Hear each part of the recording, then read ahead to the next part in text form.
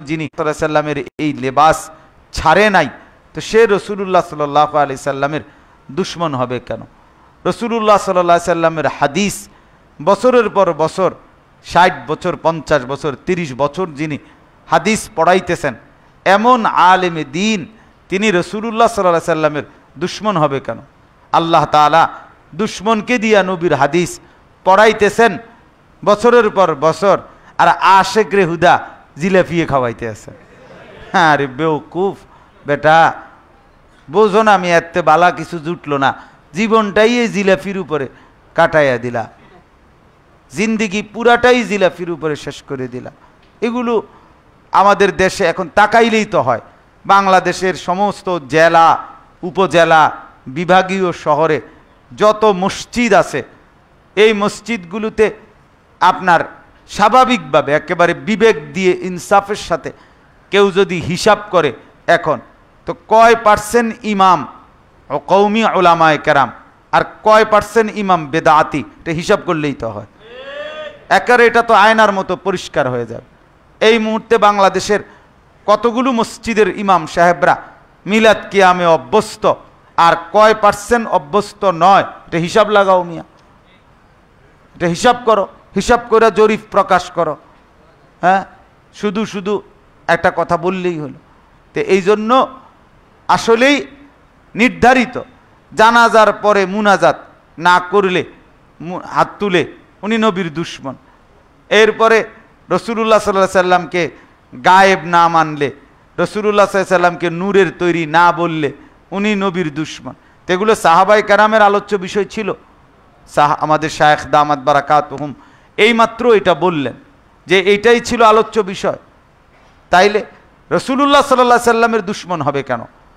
রসুলুল্লাহ সাল্লাল্লাহু আলাইহি সাল্লামের দুশ্মন তো হবে রসুলুল্লাহ সাল্লাল্লাহু আলাইহি সাল্লামের জিন্দিগির বিরোধী, যে রসুলুল্লাহ সাল্লাল্লাহু আলাইহি সাল্লামের তরিকার বিরোধী, যে রসুলুল্লাহ সাল্লাল্লাহু আলাইহি সাল্লামের সুন্নাতের বিরোধী, যে সেই হইতে পারে নবীজির দুশ্মন।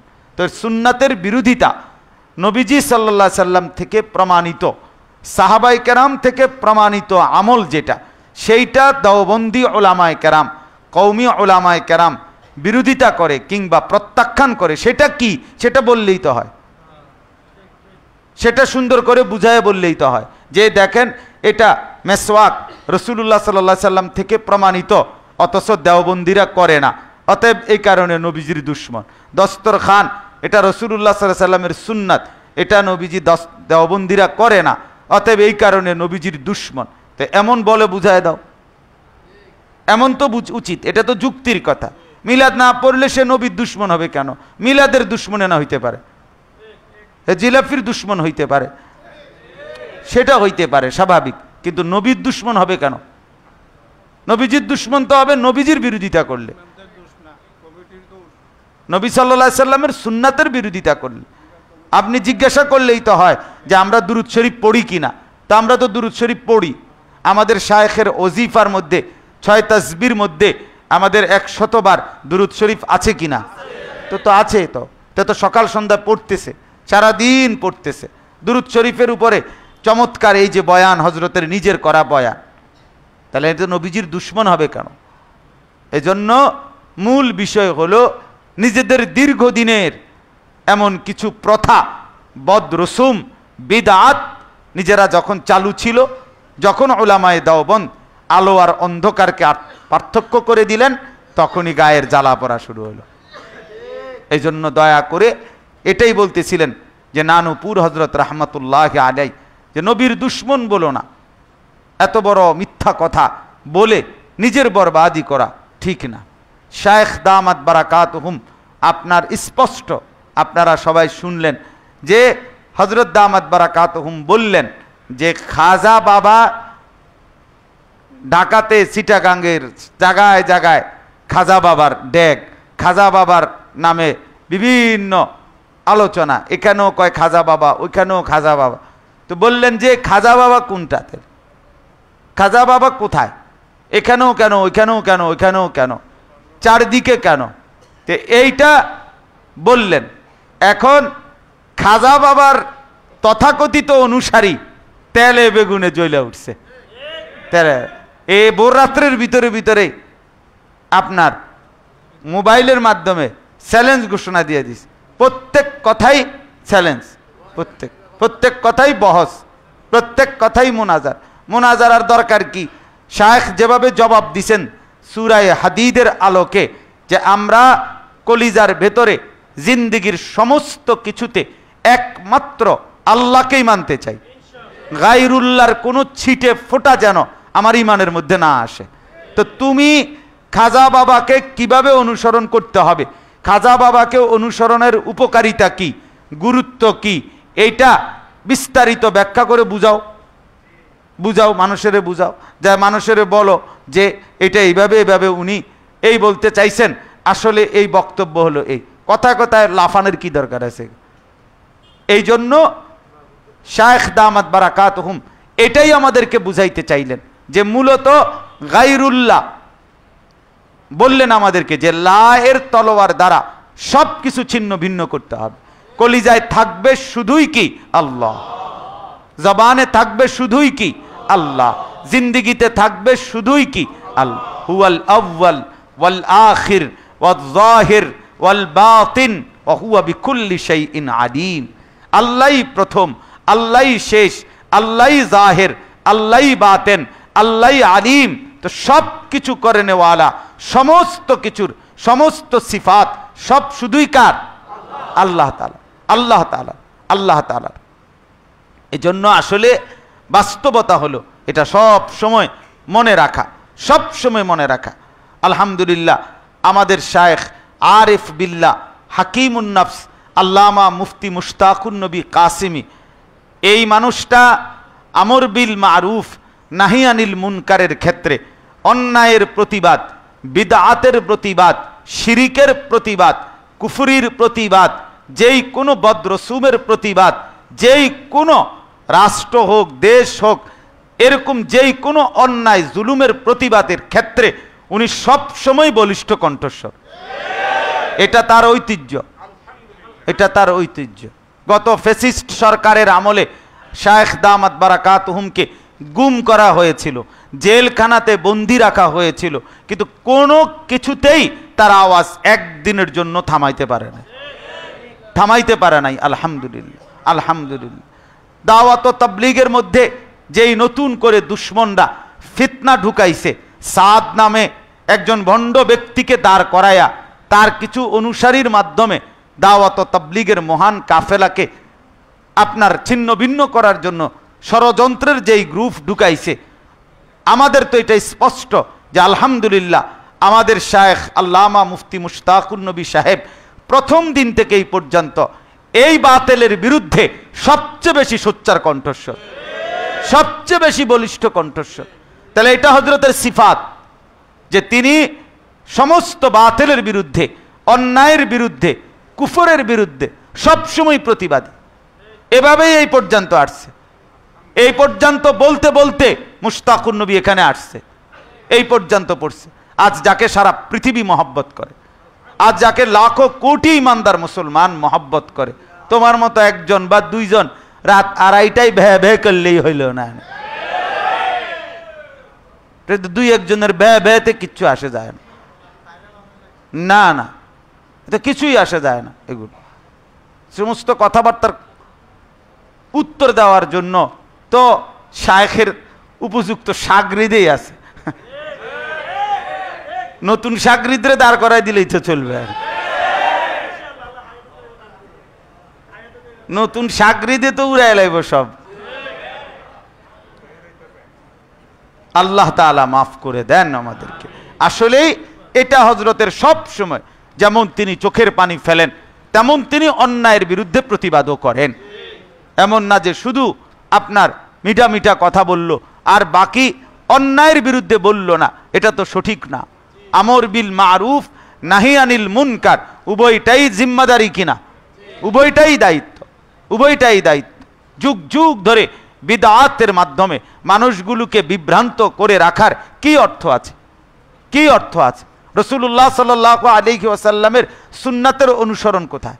নিজের সারা জীবন আমার চোখে দেখা, মুতালেব চোখে আছে এখানে, ও তো আমার বন্ধু সাথী আমার, ও বলুক যুগ যুগ ধরে চোখে দেখা নবীজির ইশকের দাবি করে, মিলাদ পড়লে কাঁদে, চোখের পানি ফেলে, কিন্তু মনে হয় 20 বছরের ভিতরে ওই বলুক যে কোনোদিন মেসওয়াক করছে কিনা, কেউ দেখে নাই বেটা।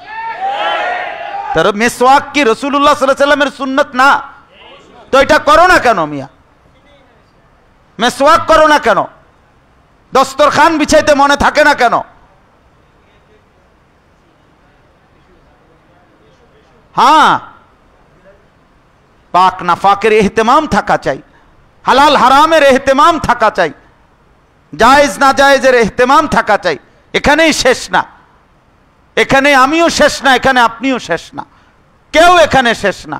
আমাদের সকলকেই মহান আল্লাহ পাক রব্বুল আলামিনের সামনে দাঁড়াইতে হবে।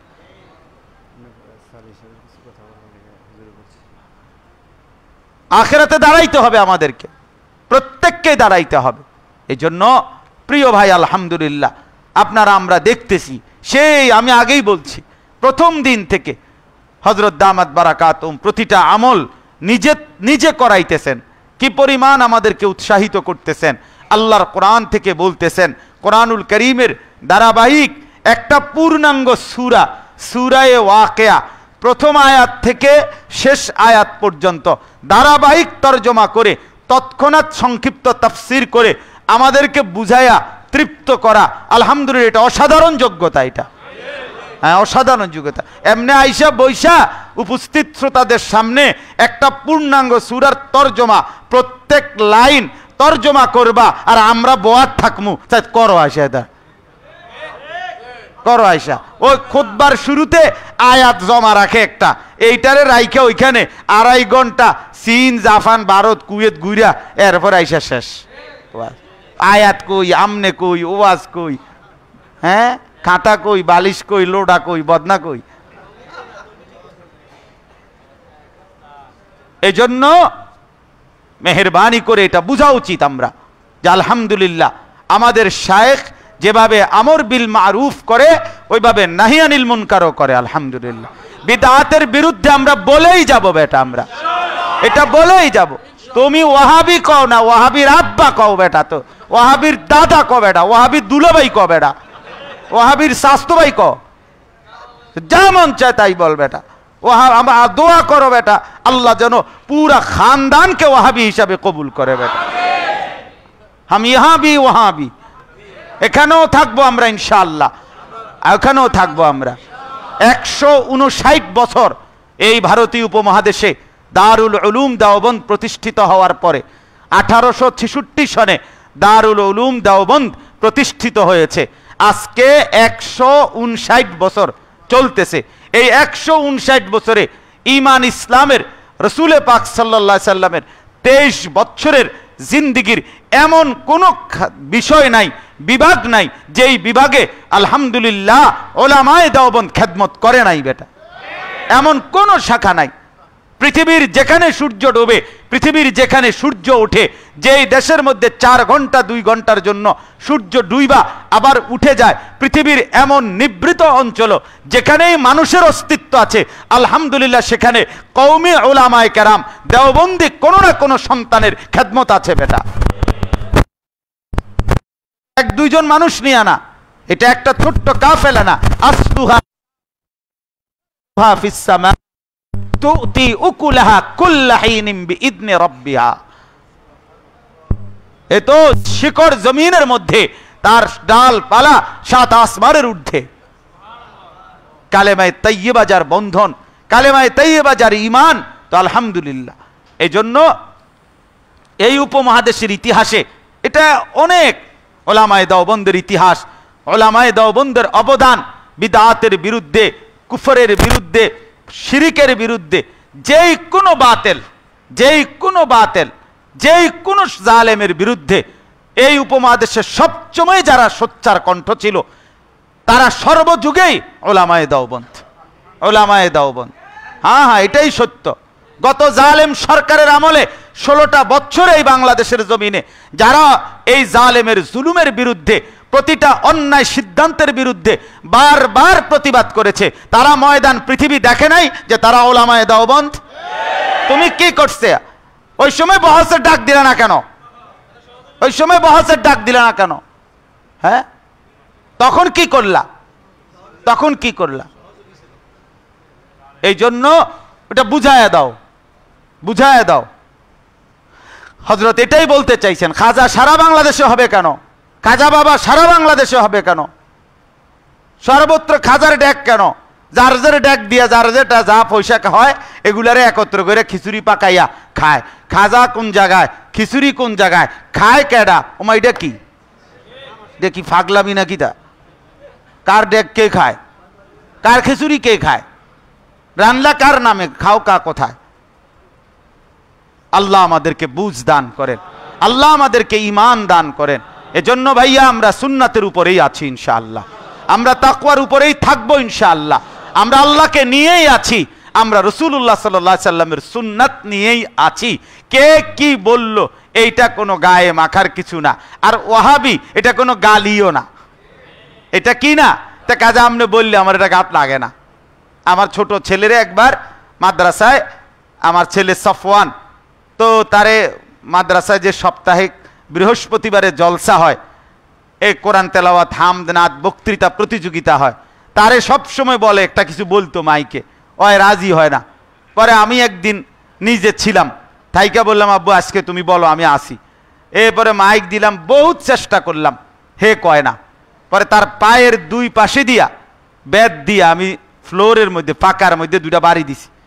ইচ্ছা করেই তার পায়ে বাড়ি দেই নাই আর কি, মনে করছি এটা দিয়ে ভয় পায় না, হে বলে না। শেষ পর্যন্ত ছেড়ে দিলাম, তো তার বলেই নাই। রাত্রে বাসায় গেছি, আর ও আমার কাছে আইসে কানে কানে কই, আব্বু দুপুরে লাগছে না। বুঝেন নাই কথাটা? কি লাগছে না?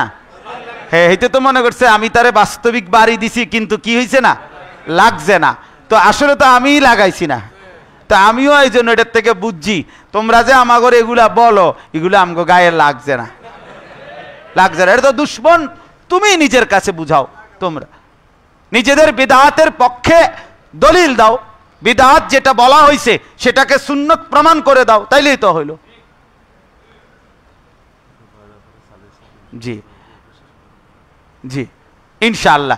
এই জন্য আমরা প্রত্যেকেই এখানে রাসূলুল্লাহ সাল্লাল্লাহু আলাইহি ওয়াসাল্লামের উপরে দুরূদ আলহামদুলিল্লাহ আমরা কলিজা দিয়া পড়ি, আমরা কলিজা দিয়া পড়ি, আমাদের উলামায়ে দেওবন্দ কলিজা দিয়ে পড়ে। আমার শায়েখ দামাত বারাকাতুহুম, আমরা বলছি রাসূলুল্লাহ সাল্লাল্লাহু আলাইহি সাল্লামের রওজায়ে আতহারের জিয়ারতের জন্য কি পরিমাণ পাগল পারা থাকে, পাগল পারা থাকে। প্রতি বছর উমরার সফর, হজ্জের সফরের জন্য অস্থির হয়ে থাকে, কখন যাবে রওজা পাকের হাজিরা দিতে, কখন যাবে মালিকের ঘর দেখতে। হ্যাঁ, তো এটা কি পরিমাণ ভালোবাসা এবং মহব্বত। তো যে নবীর দুশ্মন তাকে নবীর রওজায় বারবার নেওয়া হয়, আর আশেক এখানে আইসা নবীরে পাহারা দেয় বাংলাদেশে। এইবার তো কই আও না, তুমি আও, আও না, আসো মাওলানা দোস্ত, আসো তুমি আও, তুমি কও, তুমি বলো, এখন বলো। 22 বছর পরে, 22 বছর পর্যন্ত কেন মনে পড়লো না রাসূলুল্লাহ সাল্লাল্লাহু আলাইহি সাল্লামের রওজার কথা? 22 বছর পরে গেলা কেন? কার সোহবতের বরকতে? আলহামদুলিল্লাহ, একদিনের, এক সপ্তাহের সোহবতের বরকত। আল্লামা মুফতি মুশতাকুন নবী কাসিমি হযরতের কাছে যেদিন আসছে, আমি রাত্রেবেলা আমারে বলছে যে দোস্ত আমি কি করব, আমার আর কোনোভাবেই এগুলো ভাল লাগে না, আমার কলিজার মধ্যে আর কোনোভাবেই মানে না। আমি বললাম আগামীকাল চলো আমার শায়েখের কাছে, হযরতের কাছে চলো।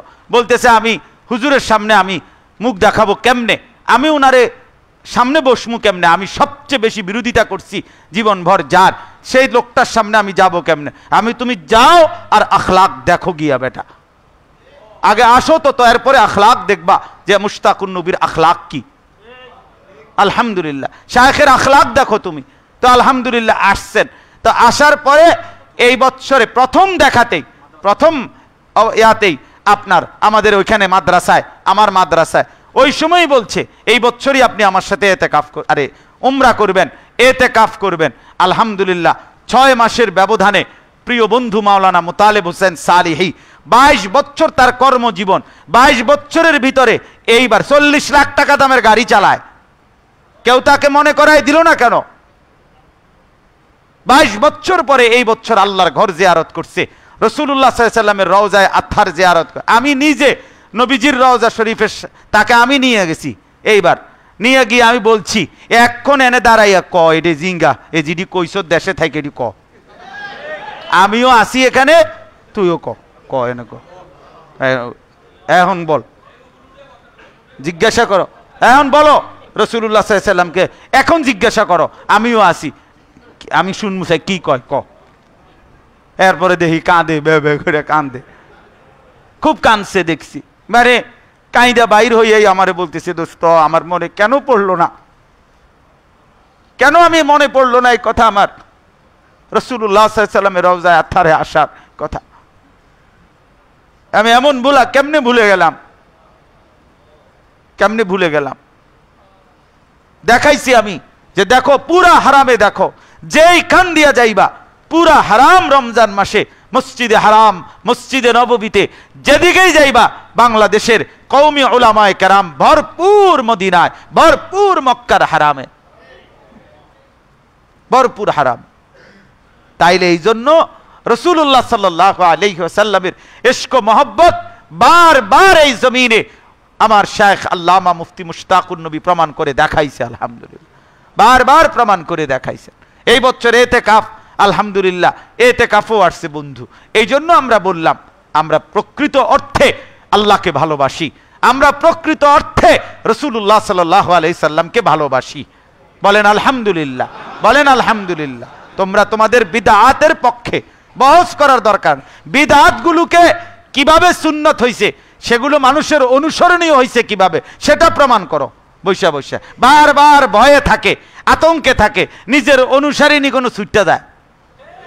এই জন্য সারাদিন জোহরের পরে শুরু হইলে রাত 2টা পর্যন্ত ওয়াজ একটাই, একই বিষয়, মিলাদ কেউ নেগা, মিলাদ যদি কেউ নেগা, জিলাফিনি কোনো কইমা জায়গা না, এটা সারাদিন এটাই বুঝাইবেন কেন, এটা নিয়ে এত টেনশন হয়ে পড়লো কেন। নিজেরাই বলে মুস্তাহাব, নিজেরাই বলে মুস্তাহসান, আবার এটা নিয়ে এত তর্কাতর্কি, এটা মুস্তাহাব মুস্তাহসান এটাও নিজেরা বানাইছে। শরঈ কোনো মুস্তাহাব না, শরঈ কোনো মুস্তাহসান না। মুস্তাহাব বানাইবার অধিকারও কারো ব্যক্তিগত ইখতিয়ারে নাই, মুস্তাহসান বানাইবারও কারো ব্যক্তিগত ইখতিয়ারে নাই। কোরআন সুন্নাহর আলোকেই মুস্তাহাব প্রমাণিত হবে, কোরআন সুন্নাহর আলোকেই মুবাহ প্রমাণিত হবে, কোরআন সুন্নাহর আলোকেই মুস্তাহসান প্রমাণিত হবে। কারো নিজস্ব আমরা 30 জন আমরা বুজুর্গের পছন্দ হয়েছে এই জন্য আমরা এটা মুস্তাহাব না, ইসলাম এত সহজ ব্যাপার না বেটা। আপনাকে 30-35 জনের পছন্দ দিয়ে হয় না, এটা পূর্ণাঙ্গ দিন। রাসূলুল্লাহ সাল্লাল্লাহু আলাইহি ওয়াসাল্লাম এই দিন পূর্ণাঙ্গ করে দিয়েছেন। আল্লাহর নবী বলছেন লাইলুহা কানাহারিহা, উম্মত আমি রাত এভাবে সুন্দর করে দিছি, দিন যেভাবে আলোকিত এভাবে রাতও আলোকিত করে দিয়েছি। 24 ঘন্টা আমি মুহাম্মদে আরবি সাল্লাল্লাহু আলাইহি সাল্লাম পূর্ণ করেই দিলাম, পূর্ণ করেই দিলাম। যেদিন পূর্ণ হয়েছে সেদিনে আরশে আজিম, আল্লাহর নবী সাল্লাল্লাহু আলাইহি সাল্লাম আরাফাতের ময়দানে সাহাবীদের সামনে নবীজি বলছেন আল্লাহুম্মা শাহাদ, আল্লাহ আপনি সাক্ষী থাকেন, সাক্ষী থাকেন, সাক্ষী থাকেন। আল্লাহ বলে দোস্ত সাক্ষী না, আয়াত নাজিল করে দিলাম, শোনেন আপনি। সাক্ষী কিসের আবার, এখন শোনেন, এখন শুনেন। আল ইয়াউমা আকমালতু লাকুম দীনাকুম, আমি দিন পূর্ণ করলাম। ওয়া আতমামতু আলাইকুম নি'মাতি, দ্বীনের নামে, বিধানের নামে, শরীয়তের নামে, হুকুম আহকামের নামে যা নিয়ামত দরকার তাও পূর্ণ করে দিলাম। তো ইসলাম নবীজি পূর্ণ করলেন, সুন্নাত পূর্ণ করলেন, আমল পূর্ণ করলেন, দ্বীনের সমস্ত শোভা পূর্ণ করলেন। আপনি নতুন করে বিদআত চালু করার কি দরকার? নতুনটা আপনার পছন্দ হইলে নতুনটা কেন চালু করবেন আপনি? হযরত বলছেন আল ইতিসাম কিতাবের উদ্ধৃতি দিয়ে, ইমাম শাতিবী রাহমাতুল্লাহ আলাইহির কিতাব আল ইতিসাম কিতাবের মধ্যে ওইখানে উদ্ধৃতি দিয়া বলছে, যে বিদআত চালু করে সে যেন নিজেকে খোদা দাবি করে, সে যেন নিজেকে নবী দাবি করে, সে যেন নিজেকে কি দাবি করে? নবী দাবি করে। যে আল্লাহ রাসূল সাল্লাল্লাহু আলাইহি সাল্লাম এটা পূর্ণাঙ্গ করে যান নাই, আমি দিলাম, আমি দিলাম। এই জন্য প্রিয় বন্ধু, যুগ যুগ ধরে ধোঁকা খাওয়ার কোনো যুক্তি নাই, যুগ যুগ ধরে ধোঁকা খাওয়ার কোনো যুক্তি নাই, মানুষদেরকেও ধোঁকা বানানোর কোনো সুযোগ নাই। মানুষও চিরা খায় না, আর আমনে কাল শুধু ভাত খান না। অতএব দয়া করে আমরা প্রত্যেকে ইনশাআল্লাহ সুন্নাতের উপরে মজবুত থাকবো তো ইনশাআল্লাহ। হ্যাঁ, আমাদের এটাই কথা, আমরা সুন্নাতের উপরে মজবুত আছি। আমরা নতুন করে বিদআত দিয়ে নবীর মহব্বত প্রমাণের কোনো দরকার নাই, সুন্নাতের কোনো ঘাটতি পড়ে নাই। কথা বলেন না, সুন্নাতের ঘাটতি পড়ে গেছে, সুন্নাতের কমতি হয়ে গেছে। আল্লাহ আমাদেরকে বুঝার তৌফিক দান করুক। এখন ইনশাআল্লাহ আমাদের প্রিয় বন্ধু হযরত মাওলানা মুতালেব হোসেন সালিহি তিনি ইনশাআল্লাহ কথা বলবেন। আপনারা মনোযোগ দিয়ে শোনেন, আল্লাহ তাআলা আমাদেরকে বুঝা মানা সহজ করে দেন। সুবহানাল্লাহি ওয়া বিহামদিহি সুবহান।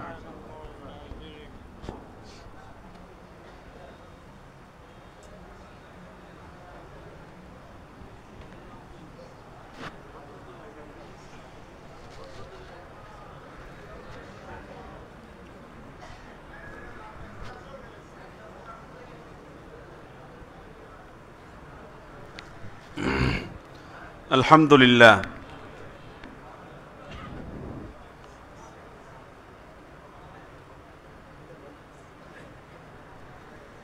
আপনারা জানেন যে আমরা এতেকাফে বসেছি। আমরা হুজুরের থেকে প্রতিদিন তাফসীরের বয়ান শুনতেছি। কি বলেন? হুজুরে আমাদেরকে যে কয়েকটা সূরার তাফসীর শুনাইছে, সূরাতু কফ, যে শান্তি আমরা পাইছি, যারা এখানে নাই ওরা কি শান্তি পাইছে? গতকাল থেকে আজকে, মানে আজকের যে আমরা সাহারি খেয়েছি, এই সাহারি থেকে শুরু করে এই কিছুক্ষণ আগ পর্যন্ত হুজুরে যে কথাগুলো আমাদেরকে শুনাইছে, তন্মধ্যে শুধু একটা কথা বলছে, বাংলাদেশে যারা খাজা বাবা দাবিদার বন্ডামি করে ওদেরকে ভুয়া বলছে। তাও কয় সেকেন্ড? 10 second, 15 second. আর এখানে তো হুজুর কি করছে?